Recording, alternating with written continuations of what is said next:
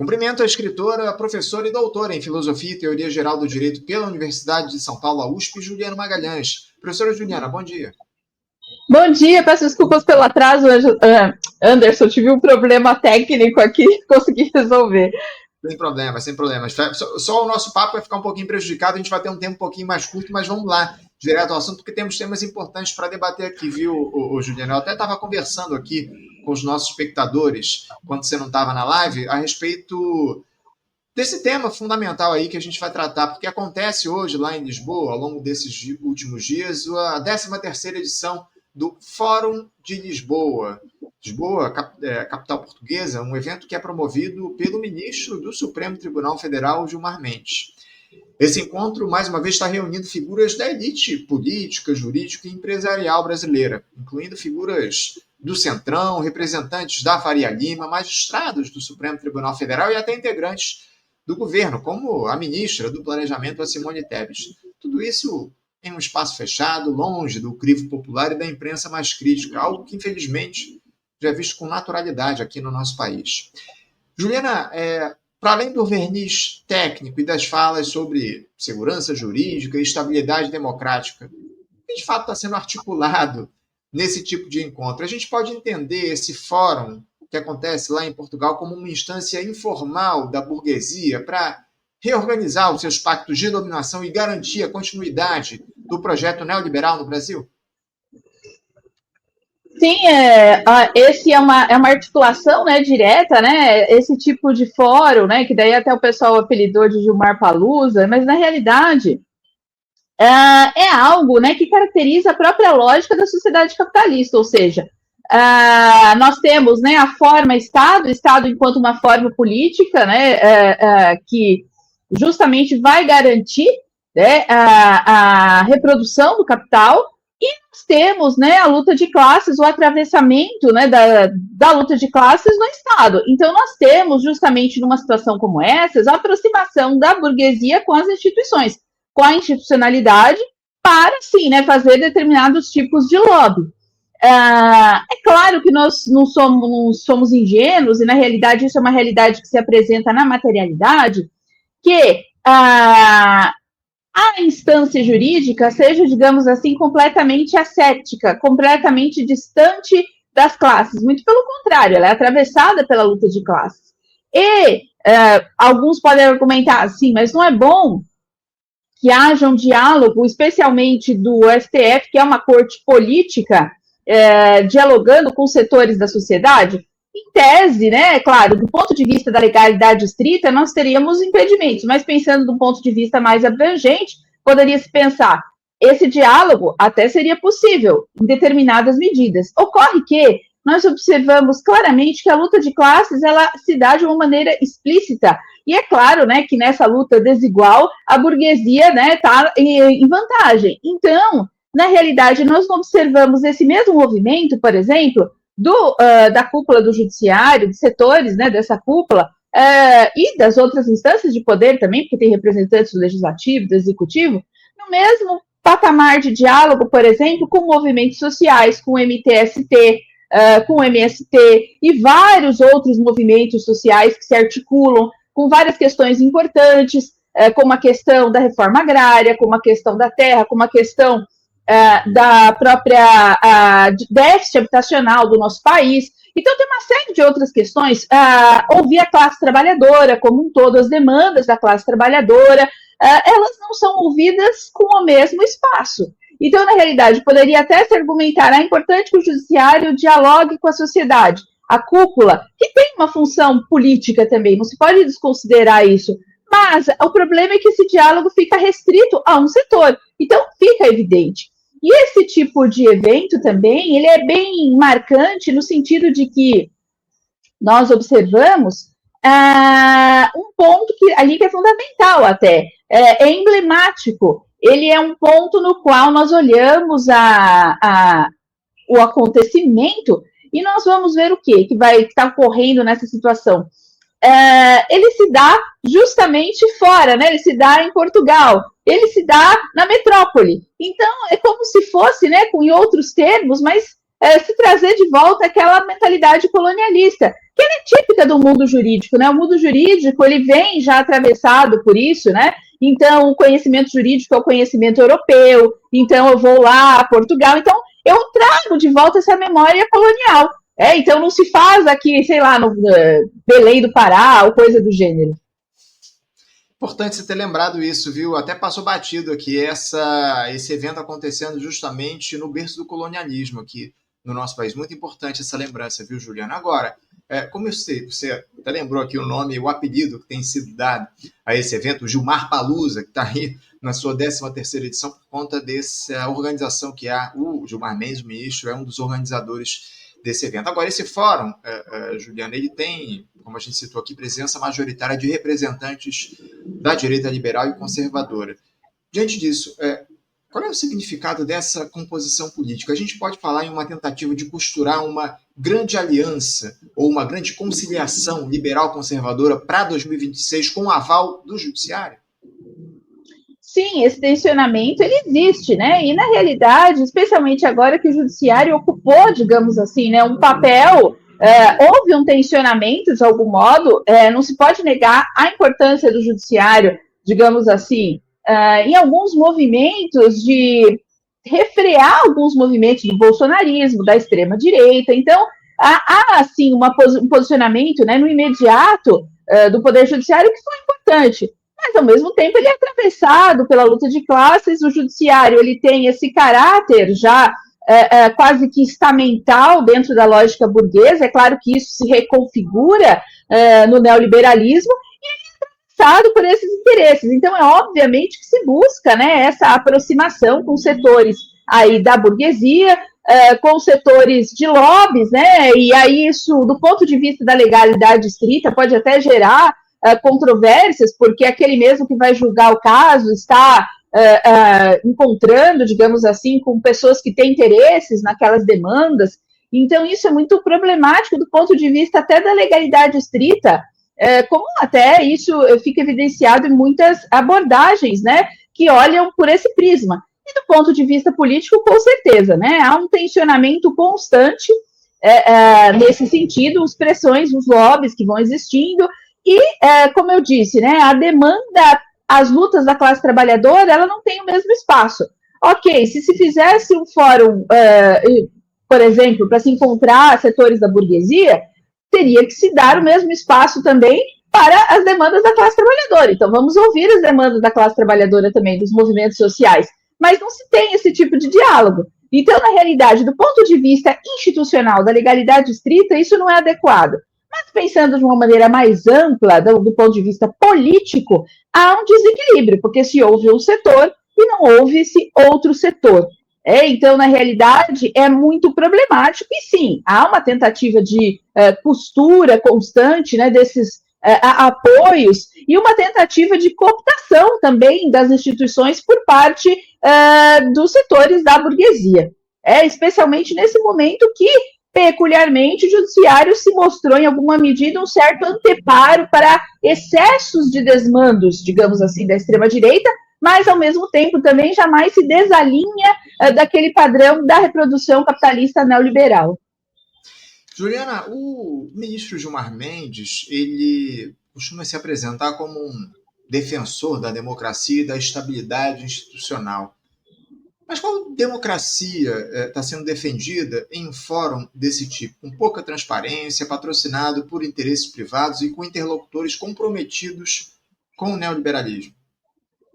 Pois é, nós temos estruturalmente os limites da própria democracia burguesa, né? Porque os marcos da democracia burguesa em si mesmo, na realidade, apesar de alardearem, né, uma participação popular, se dão de uma maneira muito restrita, a partir de constrições, né, que não permitem com que haja uma efetiva participação popular. É uma democracia representativa, é uma democracia que demanda, inclusive, dinheiro. Alguém, para se eleger presidente, deputado, senador, precisa de dinheiro. Então, isso já cria uma série de alianças com setores da burguesia, a própria estrutura de limitação, né, de candidaturas. Então, tudo isso, né, e o próprio alcance que um candidato, para ele se eleger, precisa ter, precisa alcançar aí a grande massa da população, ele precisa dos aparelhos ideológicos, ele precisa de espaço de fala, e isso demanda dinheiro. E, ao mesmo tempo, né, o judiciário, claro, no imediato, digamos assim, o ingresso na magistratura se dá por concurso público, mas, ao mesmo tempo, isso também acaba,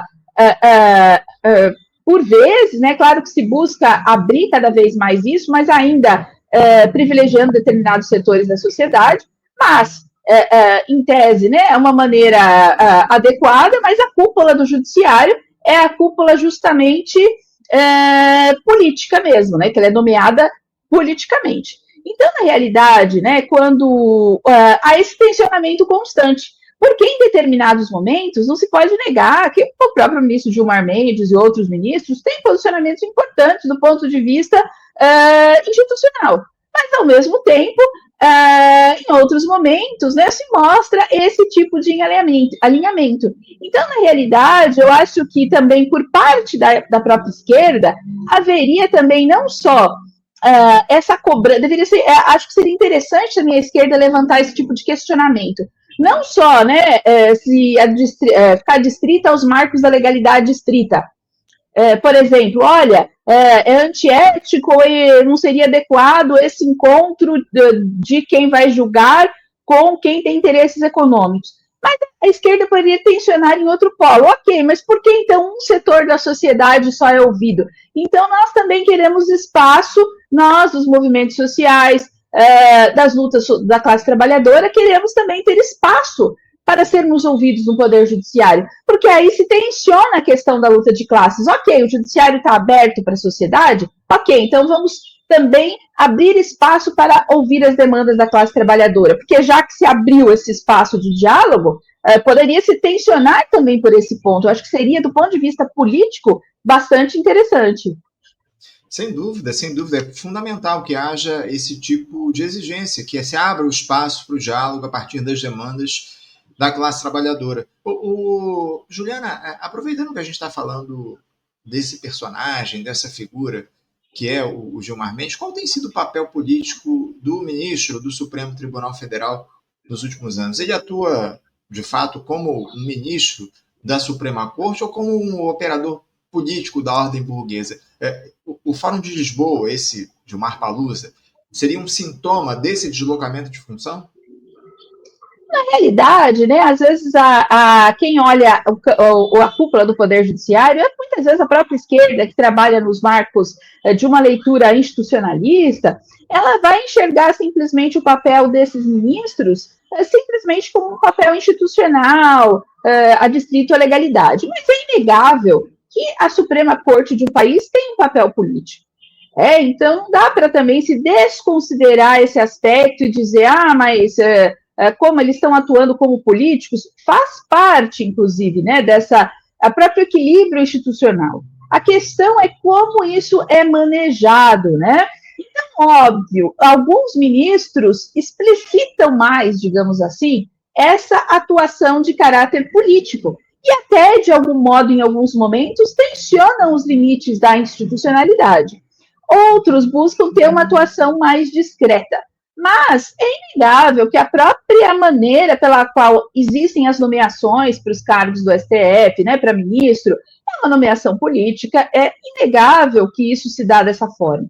Então, não se pode também ser ingênuo a ponto de olhar e acreditar que, olha, tal ministro X ou Y. Na realidade, todos estão. É a lógica da institucionalidade. Ela apesar, né, do ponto de vista da legalidade estrita, ela não permitir, a próprio mecanismo de nomeação, ele já se dá dessa forma. Então, nós vemos, por exemplo, uma figura como Gilmar Mendes ou tantos outros ministros que buscam, né, sim, por vezes tem posicionamentos importantes, tem posicionamentos que são relevantes, e outros momentos se mostram mais alinhados, né, aos setores burgueses, e buscam até mesmo como uma forma de se preservarem, porque aí nós vamos para uma questão que o bolsonarismo, por vias reversas, acaba escancarando na realidade, né?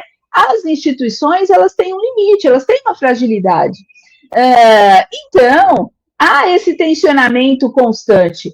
E aí, é claro, o bolsonarismo escancara a questão da luta de classes, mas, por exemplo, ele disse um momento, um cabo e o soldado pode se fechar lá o Supremo. Na realidade, ele está dizendo, o poder militar se sobrepõe, mas o bolsonarismo oculta, digamos assim, que a determinação maior se dá por conta do aspecto econômico, do grande capital. Então, né, os próprios ministros do Supremo também vivem esse tensionamento, eles sofrem esse tipo de pressão direta do grande capital. Então, é um equilíbrio de forças. Uns demonstram mais isso fica mais evidente, às vezes, esses diálogos, até pela própria posicionamento de cada um, a característica de cada um, e outros isso fica mais oculto. Mas é inegável que isso não é só no Brasil, porque às vezes a esquerda também fala assim, olha, nenhum país do mundo acontece isso. Às vezes a coisa é mais escancarada, às vezes a coisa é mais velada. Mas seria muita ingenuidade acreditar que os setores institucionais não são atravessados pela luta de classes, e é claro, nessa luta de classe, a classe trabalhadora, de modo geral, né, senão não estaríamos nessa ordem capitalista, sai perdendo. Sem dúvida alguma. Professora, essa elite brasileira está se articulando com força para manter o poder nos marcos do sistema atual. A gente tem feito essa denúncia aqui constantemente no programa, inclusive tentando capturar parte do discurso democrático. Como a esquerda pode desmascarar essa tentativa sem cair em um moralismo jurídico? Esse é o grande desafio. Esse é o grande desafio. E, ao mesmo tempo, também, até uma outra questão que você propôs, né? E eu aqui, com o meu atraso, acabei atrapalhando um pouco de debate por causa do problema técnico. Fui trocar o navegador aqui, e aí ele não estava abrindo. Mas aí é interessante, né, que quando nós observamos essa questão, a esquerda, né, ela não pode desconsiderar ao mesmo tempo que nós estamos em uma sociedade capitalista e que a forma jurídica é derivada, né, da própria forma mercadoria, então da própria estrutura do capital, o direito está atrelado a isso. Então, por vezes, né, e a própria forma política estatal, então, por vezes, é importante, sim, determinados marcos regulatórios dentro dessa lógica, até porque não tem como fugir disso no capitalismo. Mas a esquerda também não deve ter ilusão de que isso por si só nos salva, porque por vezes a esquerda cobra muito essa observância da legalidade. E é importante, no sentido, porque às vezes, né, ou como o povo costuma dizer, né, o pau que bate em Chico, bate em Francisco, quer dizer, por vezes, né, se usa a mesma lei, ora para se oprimir determinados setores da sociedade, e a mesma lei, às vezes, é aplicada de uma maneira completamente distinta para outros. Então, essa cobrança de coerência e legalidade, ela é válida, mas ela não pode criar ilusões que o campo institucional, por si só, basta, ou que o campo da forma jurídica é suficiente. Pelo contrário, o direito é a forma do capital. E também nós temos pontos importantes, um ponto que você tinha levantado, até na proposta da entrevista, né, na própria divulgação, que é a questão da regulação das redes sociais.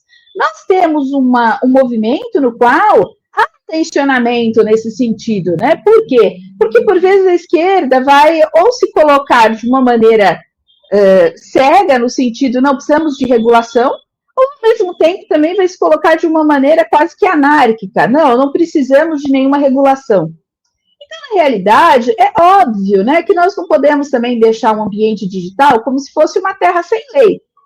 Então, dentro dos marcos do capitalismo, é importante que se tenha modulações e regulações. É importante que isso ocorra, porque senão nós sabemos, né, inclusive, destruição de vidas de pessoas que estão ocorrendo por meio das plataformas digitais que só pensam no lucro. Então, na realidade, quando também o STF se coloca ali como marcos regulatórios, isso é importante. Mas, ao mesmo tempo, quando os setores da esquerda dizem assim, olha, mas pode funcionar como uma espécie de censura prévia ou coisa do gênero, vai dar muito poder para as plataformas, esse argumento é válido. Mas nós não podemos também desconsiderar o quanto o uso também indiscriminado das redes sociais tem sido utilizado de forma, assim, muito cruel até mesmo com as pessoas, porque qualquer um de nós pode ser vítima aí de ataques virtuais e, de repente, sermos linchados na rua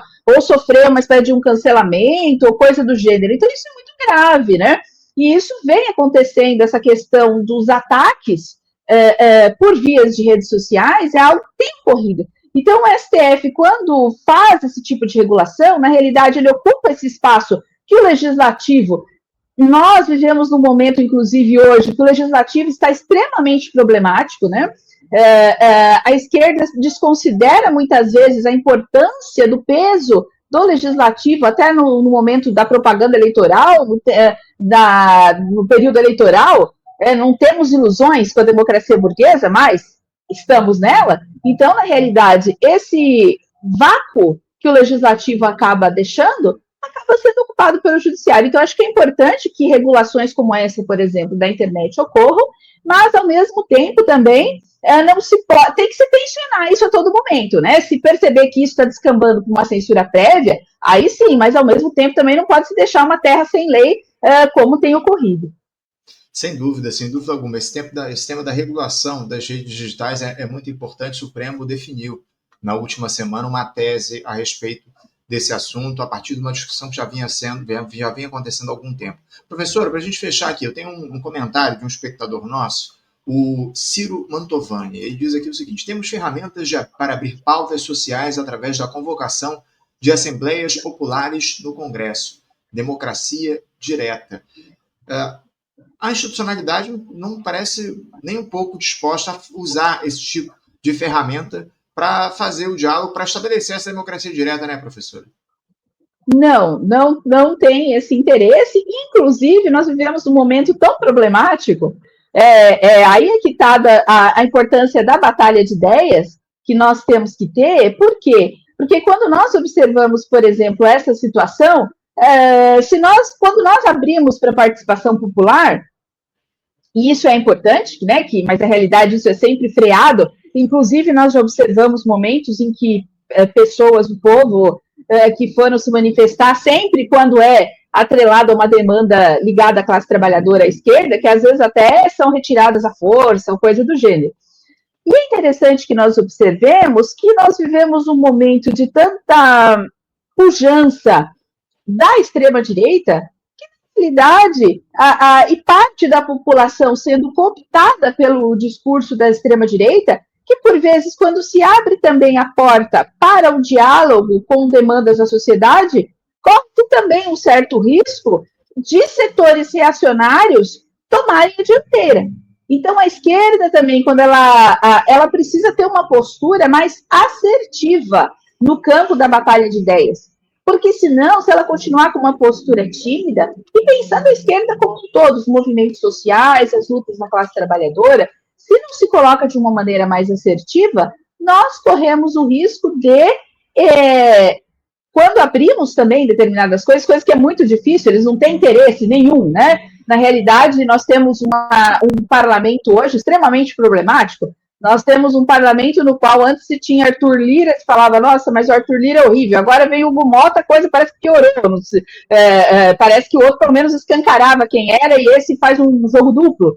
Então, quer dizer, olha a situação difícil que nós enfrentamos. E nós temos um parlamento que não quer, de modo geral, esses setores conservadores e reacionários e o dito centrão, que acaba dominando, a esquerda acaba tendo uma minoria ali. Esses setores, muitas vezes, obviamente, não querem perder a hegemonia, querem extrair o máximo que o Estado oferece por emendas e tudo mais. E pensando sempre numa perspectiva eleitoreira e proximidade com a burguesia. E nós temos esse problema também, porque quando, vamos abrir o diálogo com a população, mas a população também precisa estar politizada para a esquerda. E a direita, ela tem politizado de uma maneira nefasta, né, de uma maneira horrorosa, mas tem politizado a sua base. E a esquerda está deixando, muitas vezes ela se limita no seu discurso a uma defesa institucional, mas ela não, e aí ela limita a sua luta, porque ela não tenciona a existência da luta de classes, ela não tenciona que a luta de classes atravessa aí o próprio Estado. Então, eu acho que isso é muito relevante, né, que a esquerda precisa estar atenta no campo da batalha de ideias, da construção desse, não ter essa ilusão institucionalista, e enxergar, fazer a crítica ao próprio capitalismo, porque, por vezes, a esquerda para, às vezes chega a criticar o neoliberalismo e para ali. nunca coloca em xeque o próprio capitalismo. Então, por vezes, o discurso bolsonarista, quando ele fala vamos quebrar tudo, está tudo errado, ele encontra ressonância no mais pobre, porque realmente ele sente que está tudo errado, ele sente que ele é pobre, que ele está devendo, que ele não consegue pagar as contas, e ele vê classes privilegiadas, ele vê a cúpula do Estado privilegiada, e ele vivendo em desgraça. Então, quando o Bolsonaro fala vamos quebrar tudo, está tudo errado, ele tende a se alinhar. E de uma maneira, né, de uma politização vazia, porque na realidade não escancara a luta de classes. O bolsonarismo, ele mente no estrutural, porque ele está alinhado com a burguesia, mas ele faz um discurso pretensamente disruptivo. É isso, muito bem colocado. Professora Juliana Magalhães, eu quero agradecer muito a sua presença com a gente aqui no Faixa Livre. Muito obrigado por fazer esse papo conosco no nosso programa. Pena que a gente não teve tempo para tratar de outras questões aqui, enfim, mas vai ficar para uma próxima oportunidade. Eu agradeço demais a sua participação e desejo um ótimo dia de trabalho. Deixo um abraço. Eu também, eu agradeço muitíssimo e fico à disposição. E na próxima já vou deixar a técnica pronta aqui logo cedo. Obrigadão, obrigada a todo o público aqui do Faixa Livre. Obrigado, Juliana. Um grande abraço. Até a próxima. Conversamos aqui com Juliana Magalhães. Juliana Magalhães é escritora, professora e doutora em Filosofia e Teoria Geral do Direito pela Universidade de São Paulo, a USP.